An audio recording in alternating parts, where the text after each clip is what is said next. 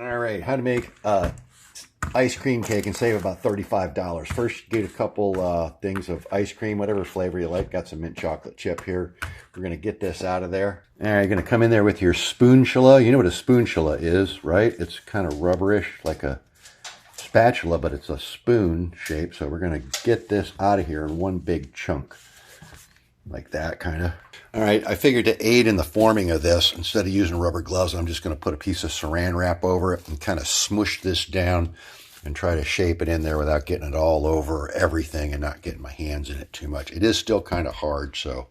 All right, well, I just press that out. That worked pretty good. I can peel this off and take my spatula, shape that up a little bit better here. This is going great. This is coming out really good.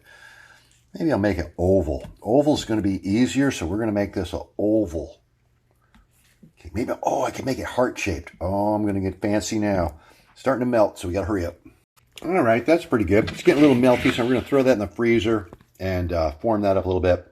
We're going to crunch up some animal cracker cookies, make a layer of that. I'm going to need to get another